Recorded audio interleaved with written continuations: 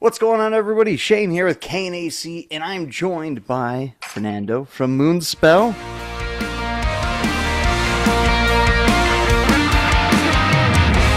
the night remember their names. How the hell you doing, brother? Good, keeping it real right here in southernmost Europe, Portugal. I know we just talked about it, and I know it's hot out there, so I hope you're, like you said, you're staying cool and keeping to your gothy self in there, out of the sun. Yeah, I'm like I have a strategy for hot because Portugal is just sits. I mean, we take a boat 2.5 hours, and we are in or flight, and we are in Morocco, in the north of Africa. So we are quite close to the heat. So I just do like the lizards. I just keep quiet, keep the blood cool. At night, I go out and hunt for food. This case, not hunting, just picking it up from the store. Yeah, but I mean, I'm a mid-season guy. Mid-seasons are gone, so they say. So I like to be a bit chilly, so I can wear a leather jacket, keep some style. But in Portugal, it's quite impossible to do that these days. Well, there you go. I'm glad you're figured it all out. We're here talking about the new album, Far From God, and let me tell you, everybody, it's not far from good. It's an absolute killer album, and it's a return to form. I absolutely love it, and I know it's been about 5 years since you guys put Yeah, something out, give or right? take. Yeah, Hermitage is from 5 years ago. With us is a bit, bands always release an album 1 year after it's done. So it's been around 6 years actually since we wrote new music. That being said, I talk to so many artists, and it's just sometimes it seems like you have a lot of pressure on yourselves to keep creating another album and a touring cycle. It's about 2 to 3 years. Do you feel that impacts your creative ability sometimes when you're on this kind of grind and schedule? It does. I mean, and we have a signed deal. Everybody that talks with you, we all have signed our souls to the minimum recording commitment, which is exactly the period you mentioned, like 2, 2, 3 years new album, then go on the road. And I think that's grinding creativity. Sometimes I listen even bands that I really love from friends of mine, and I just go blunt on them and say, "You just change the lyrics, man," because it really sounds the same. So I have to say, our label Napalm Records was really cool about this. I told them, and I was honest about it, we don't feel inspired to do a new album.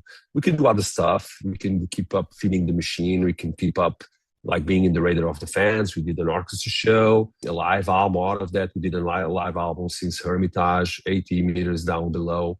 With that, we play in the cave. We toured the world. But and even though those things were very important to keep us going, they're also placeholders, to keep the label and the fans happy and for us to gain time for inspiration. I know it's very romantic to speak about inspiration right now when you have this grinding pressure that everybody has got it. But I think music needs time, and we definitely took our time. And in our opinion, and what the people are saying about the album, it was worth the time. Sometimes you have to take a step back. That's exactly what we did.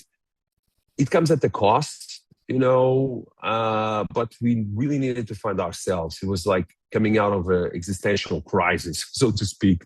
Not so serious as the true ones, but we were happy with what we were writing. We didn't know if we had it in us to make new music. I mean, right now as Moonspell, we could definitely, especially down here in Europe, we could definitely do some legacy shows with Wolfart and the Religious and Sin being 30 years right now. So we had to answer all these questions. And for me, what makes me really happy is that we didn't have to go to a shrink, or we didn't have to, ask permission. Music and doing stuff with proximity, not Dropbox links, not remote songwriting. We've been all together. Portugal is also a small country, so that allows us to travel. I mean, Ricardo, our guitar player, just lives 4 hours from us. He says, "Oh, it's a long way." I say, "God, man, you've been in the States. What's 4 hours? 4 hours is around the corner. It's like going to have dinner with your parents and come back on the same night."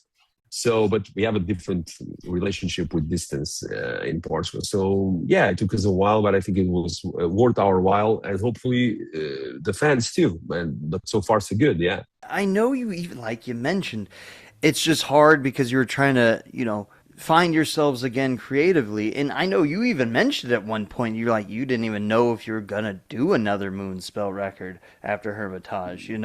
Sure thing. Yeah. Was there a moment that fire sparked again in you guys, or you realized, you know what, this is it? I feel like we're actually getting somewhere now, and I'm happy with what we're writing. A couple of moments, I would say that there was this big desert crossing, But while I was in the desert, I kept myself hydrated with new music, new books, films, etc. Because when you have the privilege of having a creative job, I think you have to search for other people's creations too. And there's a very funny story about the band in particular. I was just at home, in 2024, I think. And a friend of mine called me up and said, "Are you singing in the new Tribulation record, Sub Rosa and I Eternum?" I said, "No," but I was very curious about it. So I went to pick up the LP from the store, and I listened to it, and I couldn't believe how good it was. It was such a great gothic metal effort. For me, the best of decades since the 2000s. And I was like, wow, this is really great, because I knew the Tribulation guys. We've been together in some festivals. I really love their old stuff, but they never had made this kind of music. So honestly, to be honest, they kind of inspired us. And I went to my guys, Ricardo and Pedro, and said to them, check this album. Imagine what we could do if we set ourselves to do a gothic metal album too. So because we kind of been there, in the beginning together with the greats, with the religious. Of course, for me, everything was kickstarted by Paradise Lost 93 Gothic that is now having a re-release. And when I got that, I was like, wow, this is really the perfect name for an album, because it had all the elements and it kind of kickstarted the whole fusion between metal. That was a small example, because once we found, the line, the thread, it was just 1.5 songwriting, and we were very inspired and kept it going. We didn't want to write a long album. I wanted an album 45, 50 minutes, because I'm lazy to go and change the vinyl. Sometimes when you go to C side, it's already, all right, I wish the band just done A and B. So that's the reason too. And yeah, so I think that was quite the spark. Other people's work, some bands are not humble enough. Of course, I understand that with so many albums, we'll be damned if we didn't have a signature. We'll be damned if you don't put the record playing and say, well, this sounds like Moonspell, or this is Moonspell. We always try to get that scope of things, that's, direction. It's always important to have our own signature. But we don't mind at all. Actually, I appreciate that. Some people say, I'm not going to listen to music because I'm making a new album, and it's not going to be original. I said that you get an inspiration from everything, even your peers. Yeah, and I think that album was a kind of a wake-up call, inspirational, definitely musically, but it was quite of a wake-up call for us too. I said, wow, this is actually really good. I didn't know someone was still doing it. And they did, and I love it. We're going to play them in a few weeks in Poland, in a gothic metal festival, and I'm looking forward to watch them, because I really love the album. What you were just saying about the inspiration from just Tribulation, which they're not very known for, like gothic metal. That being said, you've mentioned that you've also wanted to bring back, like, pain, the romance, the mystery to gothic metal again, and I feel like you did in this album. But what do you think has been the missing piece in a lot of modern gothic right now? Because for me, I know exactly what you're saying. It seems like they've gotten too complicated and complex and haven't drawn back to the pure emotion anymore, at least from what I've seen in recent years. I think there's some musical culture missing. The bands, the newer gothic metal bands, they kind of picked it up from the 2000s and some from the late 90s, while we picked it up from the 80s and from the 90s, early 90s. And our records, besides the signature the metal influences, because there's a lot of music in different, different states of mind, more aggressive, more melodic, catchier, more experimental in Far From God.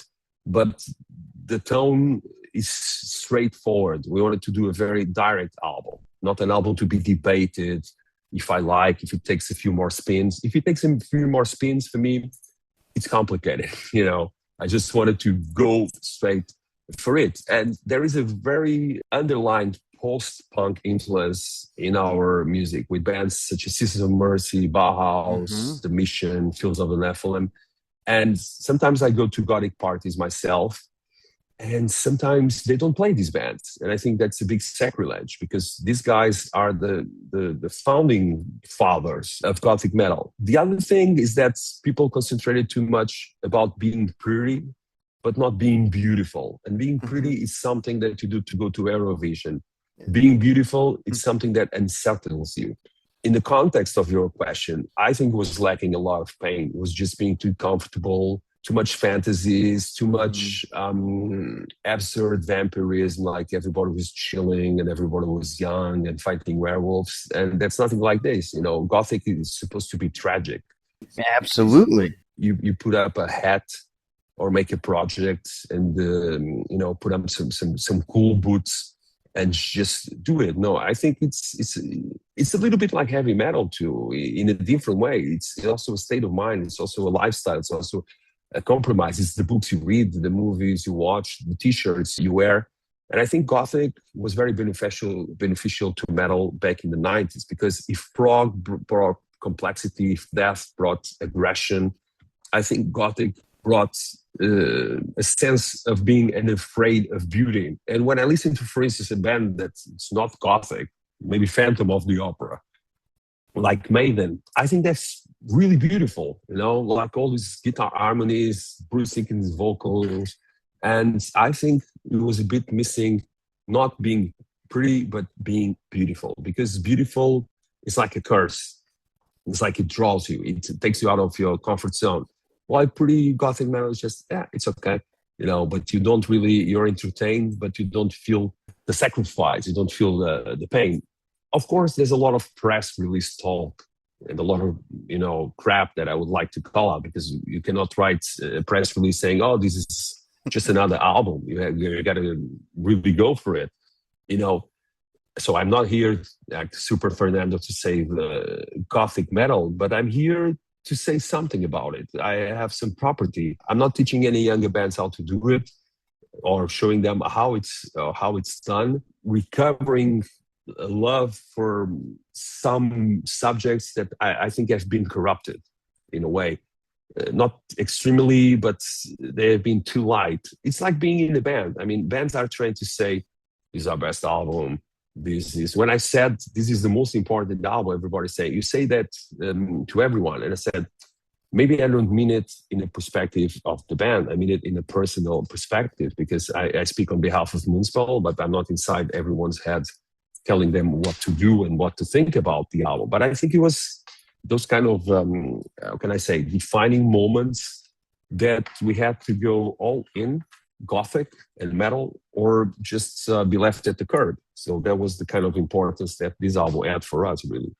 This album had a lot more feeling to it. Like you were saying, you're rediscovering that pain and you're bringing it back to the front for kind of Gothic metal and music in general, because I know you've mentioned you loved Robert Eger's Nosferatu, and I feel that brought an old story to the forefront, and it rediscovered that pain and tragedy behind it, besides romanticizing, the vampire. It's bringing back the dark creature and the tragedy behind it. And I feel like that's what you've done with this album, too. You don't, like you said, it's not pretty, but it's beautiful in the sense of the way you think about it and the way I listened to it, and I felt, I was like, oh shit, from the first song, just that riff, I got all of the Sisters of Mercy influence, all of that right there. I know what you mean. Robert Eggers' movie was like Tribulation Record for me. I was just cold about it. I love The Lighthouse. I didn't like that much Northman, but I have to watch it again because it's a different mythology, and I thought he was too brutal and I know a lot of Swedish, Norwegian people, and I mean, they also love.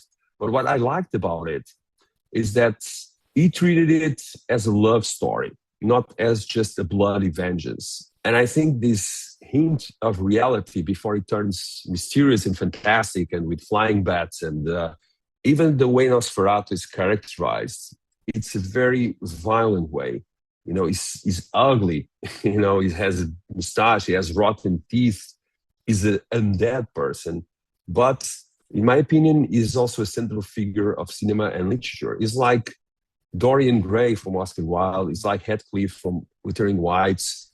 Just the big figures of literature where they have this dilemma about them, or they are just minding their own business. To put it very simplistically, and then something happens. They are deprived of the love of their life, and then all hell breaks loose. It's used the blood figure, the fangs, the romanticism.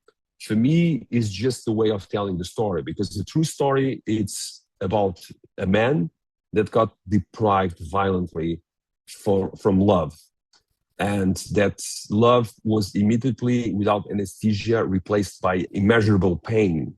And I think that's pretty obvious in the Robert Eggers movie.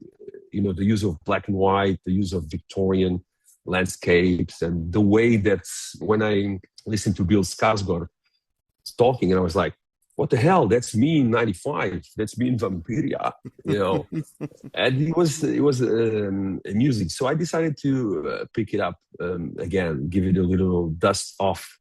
Well, I actually say "No Love Without Pain" on the title song, because we're all metalheads. We all like our blood and guts. But in the end of the day, if you go to a certain kind of melodic, and if you go to a certain kind of dark metal, there's very little things you can talk about. There's a lot of variations, but it's life, death, love, hate, religion, philosophy, existentialism. So I kind of gravitate between those themes, and I kind of rewrite them. Not until I get them right, but until they leave my system for a while and then come back, if you know what I mean. So I thought the vampire myth was like the gothic metal. It's not just fixing some fangs or creating some like coven to make a buck, and we're all vampires and we're gonna drink some red wine in a gothic convention.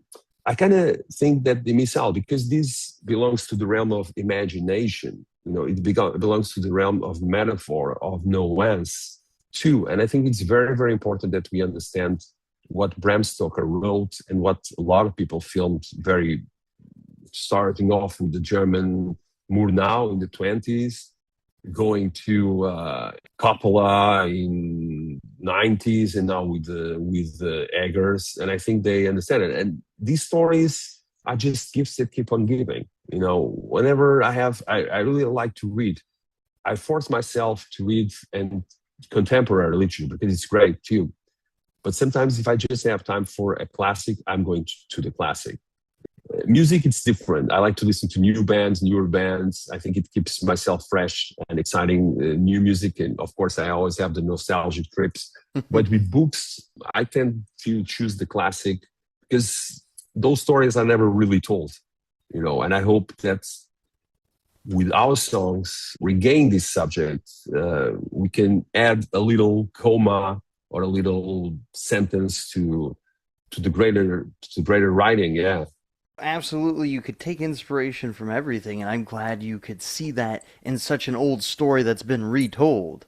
But now going back to the album, I do want to say probably my favorite track of the album is the opening track, because that's what drew me in at first, because I was like, all right, Moonspell's been around a while, let's see what they could do with this. But Cross Your Heart, my God, the hooks in it, the rhythmic section of it, it feels so complex but so simple.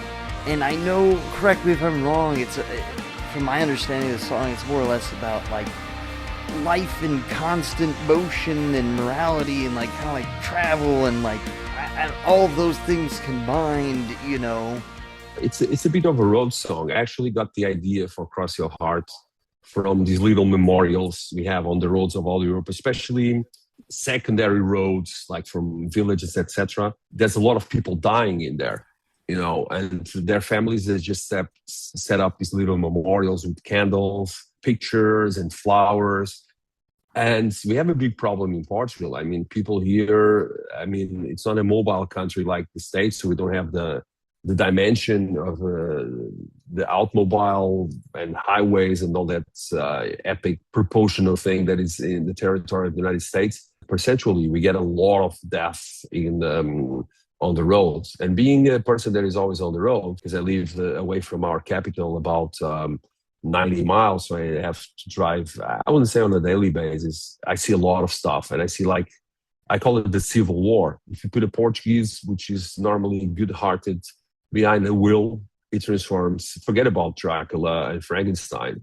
That's a true monster because he endangers his life, his family life, other people's life. So it's a song about being on the road and about all the death and loss that people have, where they could just fix a bit their driving. They could fix a bit.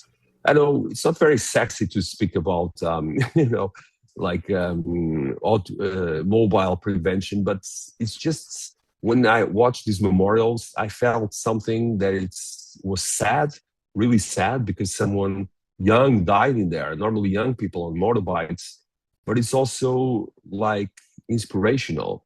It's also beautiful in a way. So there's this undenying feeling about sadness and beauty. When it comes to morals, I mean, I think there's already enough musicians lecturing you about war, about politics, about, all the stuff. And I appreciate that. I have my own political views.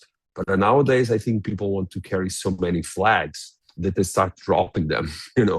That's what I feel as an image. And we kind of, it's not being a coward if you don't make make songs about presidents or wars, etc. It's just that sometimes music can carry new memories and new messages about other stuff that matters. Because sometimes when I see bands writing about politics and wars, it's like science fiction for me. It's like, what the hell is going on here? Because you don't understand that it is not beautiful to write about this stuff. So the morals inside the song is that we don't care about each other in many occasions. That's a kind of a political thing too, but this time at a human-based level. I mean, here in Portugal, we cannot overtake from the right. We cannot overtake from the left. If you just go already speeding up because you want to reach somewhere, some guys just overtake you from the right. And I mean, it's dangerous. It's rude behavior. It's an invitation to flirt with a stupid death. When people ask me what's like your worst nightmare of dying, for me, it's in the car, right? Because I think it's a waste. It's a really waste because, like many things in the world, cars were made to make goods, to transport from point A from point B, to get our groceries in time, etc. But then people come and just use it as a weapon. I don't know about the US, but here it's fatalities everywhere. But California. Trust me, an album real quick that came out this year, Exhumes Unsafe at Any Speed, that album talks about all nothing but road death out here. So we see it a lot too, and it is extremely tragic in a sense that most of the time it's 100% preventable. The human ego overtakes so much when it comes to some of the most basic needs in our lives, such as driving, where it's we need to get there right now, we need this right now, I'm going to do this, I'm going to do that, instead of slowing down and taking everything in. We're just at constant motion with ourselves and need to keep going forward as fast as we can. It's terrible. Yeah, but then the question is to ask why, and is it worth it? It's not glorious. In Portugal, we're always late and we always speed up. It's in our culture to arrive 10, 15 minutes. Other European countries just, are mad about it, Germans, etc. And then we speed up. Nowadays, it's hard. I'm a bit pessimistic that we should learn new tricks and they should take care of ourselves. Sometimes there is no balance. A lot of people go to improve themselves in Oriental philosophy, and they come from meditation and Reiki and yoga and all that stuff. And then they go behind the wheel and they overtake you from the right. It makes absolutely no sense. They haven't learned anything, from things that could be virtuous, and that's mind blowing here in South Europe. Going back to the overall feel of this album, I know we briefly touched on it. You try to reject the fantasy and the escapism behind a lot of these gothic themes, and you try to bring it more in a grounded sense, especially with, The Great Wolf of the Sky. You're trying to bring more feeling and emotional connection behind some of the more prominent fantasy elements. How did you keep them grounded and want to bring more feeling to them in this album? Pretty much convinced that everything roots in reality. Even though if reality is ugly, we can transform it. We have a very true books, songs, cinema, art in general, even newspaper art, because we have a very transformative power within us. I mean, we can destroy, but we can transform and create beautiful things. I think that's something, that's the curse, the original sin of humanity. It's where to go, destroy or construct. And Great Wolf in the Sky was a song that we chose to construct. I mean, we talked a lot about wolves in wolf arts, like the territorial beast, but then there was a lot of wolf bands, and, the figure of a wolf is a very powerful wolf. But I always thought that it could be a bit more cosmic, still anchored in reality. So The Great Wolf in the Sky was chosen my favorite songs of this album, the way it came out musically especially. It's rooted in two things, and you can do both things. It's written in a cosmic, let's say, projection of a figure of a wolf, which is more, let's call it divine, at the lack of a better word, more protective, more watching over, like the watcher. But it also comes from very real and concrete things. Being the first, we always use the image of the wolf pack running along, etc. Fortunately, we have a lot of fans, we have journalists, we have attention, we have promoters, we have agents, we have people, we are spoiled, we have people to bring us water on stage, etc. But in the end of the night, when we're just on the tour bus or somewhere else, and when it's just the five of us, and that's the pack of Moonspell, just the five elements. And we know that we have to make things happen. And to make things happen, we gotta have feelings of brotherhood, of self-protection, to be on the road. Basically, in a nutshell, to take care of each other, and also to listen to each other. That's why we are in business for next year 35 years. On the other hand, when we were coming back from Porto in Portugal we already had the record mixed. A great friend of us just died. His name was Pedro Silva, and he couldn't listen to the album. This guy was very particular to us because he comes from my neighborhood, and he's been there since the 90s, and he was such a big fan. And he also transmitted to his widow and his daughter this love for Moonspell, for metal, but especially for Moonspell too. And I think he got to the point, I haven't seen it, that he got buried on a Moonspell shirt. So that's pretty strong. And we had this song, The Great Wolf in the Sky, and even though we are broad Catholics, and that's probably some people, just distance ourselves from God. We have other things in life. We want money, we want fame, we want cars, we want, so the spiritual life is a bit left behind in favor of a material world. I was thinking, and after a couple of days, I called them up and I told them, I would like to have your permission to dedicate this to Pedro, because I knew them quite well, and they also called him, like, in a gentle, friendly, familiar way, the wolf too. And I thought he made sense, because even though if you don't believe in God or the devil or whatever, it's natural instinct that you look up to the sky. Like I say on the lyrics, the Vikings looking up to the sky to see if it was cast or not. So I think all in all, it became a more special song also. Not because we want to profit on someone's death. I wish I would dedicate him the song, but I also want to create memories for his family and for our fans, to let them know that even in death, we remember them, and that they are not alone. They don't have to take the grief alone. And I think music is a lot about community, and especially growing up in Portugal. If it wasn't for the community, if it wasn't for the network, family, friends, if we just relied on the government and politicians, we'll be really in a bad place, to say the least. So there's this very strong sense of community that these songs bound together, and that they're important for the people that listen to our music, but also for ourselves that have the privilege of delivering that music too. Beautiful. You nailed it right there. I feel like the two greatest things humanity ever created was art and food. Those two things go across any religion, any kind of language barrier. Those are the things that bond us, and I think that's deep at the heart of community, especially with music in general. Definitely, definitely. Like you said, if it wasn't for a community, I wouldn't be doing what I would be doing, trying to, lift up bands, help them out as much as I can, and it means a lot. So that's absolutely beautiful that you're paying tribute to a dear friend in this way. And it does give that weight and sense of reality to that song.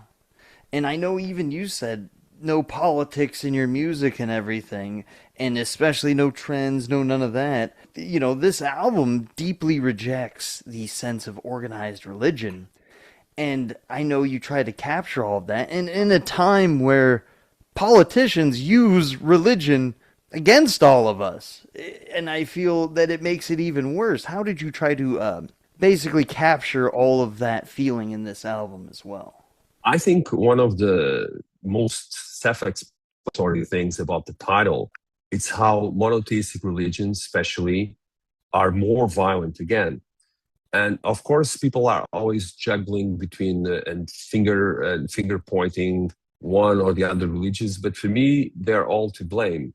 You see presidential evangelism, like treating presidents, not only from the US, from Brazil, from other places, like if they were God sent, like the old kings, and it's a God's work. We don't have to take sides to know that it's a tragedy what's happening in Palestine, and all because of God too, or Judaism. So I think to make a complex statement really simple to get, I think these religions that people chose to observe, people chose free will to observe the dogmas. It's not about faith. Faith doesn't have rules. Religion has rules. So the way you turn it, and it was a free choice, I think they are really far from their teachings. They're not really practicing what they preach. They are really far from the original intentions, primitive, like religions, when they spread good and love and peace. There's nothing like that. You cannot be naive about it. Religion nowadays is totally male dominated. Like you said, they're just used to impose forcefully dangerous measures in the name of God. And if God does exist or not, because religion is conflict and doubt, in my opinion, so you never know. I mean, I have a very good friend in Nergal from Behemoth. We kind of don't see eye to eye on religion. He reads Bibles. I like to read them. But we are both talking about God in a way. You know what I mean? It's not bizarre, but it's actually the opposite of bizarre. It's so natural that God has such an impact in all our lives through music, through religion and politics, which has been happening for a lot of centuries. But nowadays, it's even worse because we have more power of destruction. I think the album title makes completely sense. I think this is a world that is really far from God, and you can see it in the big holy wars again, but you can see in the little things as well, as we find out more about each other, about what we believe. Even if we think it's absurd for someone to travel in a magic rug to Mecca and bring the tables, or some guy who is in a mountain and just probably having a bunch of illegal drugs of the century of those times, and come up with some fire tablets. But this is the history of mankind too. This is the history of good and evil, which are not like really black and white. I think the world is missing that gray area where people used to understand each other. So nowadays, my criticism is that why so much violence? And these days, you watch the news and you see in Africa, Muslim people kill Christian people. In Israel and occupied Palestine, Jewish soldiers killed Palestinian children. And I asked, like Paradise Lost said in the great Lost Paradise album, where is your God now? It's a bit that kind of a sense. It's just misrepresenting and misquoting and misleading people. So I think this is a very far from God world, which can be translated to the gust of our life in a way. Sometimes we have different gods and we have different ways of worshiping them. Like one God that is very cruel to us, it's time these days. Someone calls you up. It happened to me all the time. And I see myself or I hear myself saying, you want to come for a beer? And before the guy is finishing beer, I'm already saying, I'm too busy, man.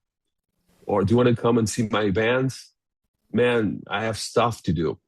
And we're very far from ourselves and from each other. I think that's the conclusion. If you take religion off the formula, which is hard, I think in society, let's call it this way, the way we socialize, I think we are putting a lot of distance between each other too, which is strange because now we can connect in 10 seconds, but the disconnect is even stronger and faster, I would say. 100%. I want to start wrapping all of this up. I thank you for, talking to me about this incredible, incredible album, Far From God, which comes out July 3rd, coming up right around the corner. Are we ever going to see a North American tour hopefully soon? Well, we are working on it. If I know it's incredibly tough. It's never been easy, for European bands. And the last tour we were there was very troublesome with bad sales, bad promotion. Some cities were okay. Some other cities was just a nightmare for us and the fans. So we kind of took a step back to wait for the right opportunity. But if everything goes all right, I think in a couple of weeks, we'll be probably knowing if we come to North America still in 2026. And we also have to have, America is a hard nut to crack, as everybody knows. It's different people, it's different likings into metal. But I think nowadays I feel great about the prospect of going back to the States, to North America, because a lot of time has passed. Our fans didn't lose touch with us. Some of them are really thinking that we are not going to get back. It ended up to be a nice occasion of us, surprisingly, maybe coming back still this year. Let's cross our heart and let's cross our fingers for this to happen. And you ask your listeners and viewers to stay, just in touch with social network. Absolutely. I would be looking forward to that. And I definitely want to wrap this up because, like you said, you're going on, almost 35 years as a band. Next year, yeah. Exactly. After all that time, what does Far From God mean to you guys as a band? Not just the critics, not to the fans.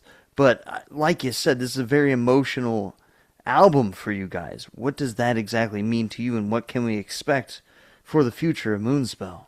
Well, keeping it religiously contexted, I think Far From God for us is salvation, really. It's a new enthusiasm about the band.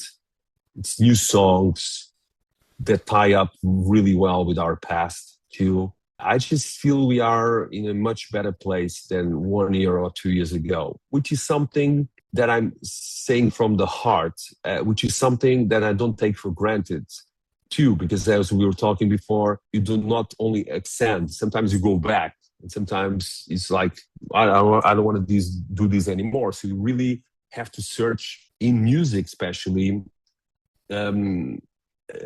something that inspires you to pay the price, which is to go on the road and to do all these things. So what the future holds for us, hopefully a North American tour in 2026, here in Europe, summer festival tour that has just started a couple of weeks ago. So it's like all weekend we go abroad or to Portugal to play some cool festivals. We've just been in Graspop in Belgium and it was awesome. And then in September, we are going to announce our European tour for 2027. We really want to get back to the studio, not 5 years after. We felt really what we lacked to write Far From God now came back tenfold. So we're already jamming on the studio, just picking up some lyrics, just picking up some guitar, some drums. So I think that we'll have the follow up to Far From God, not in 5 years, but probably in 2 or 3 years' time. It depends on the touring. Yeah. All right, everybody, thank you so much for watching this. Fernando, it's been an absolute pleasure. Please pick up Far From God. It comes out July 3rd, and we are looking forward to the future of Moonspell as well as future tours. Cheers, everybody. Cheers, man.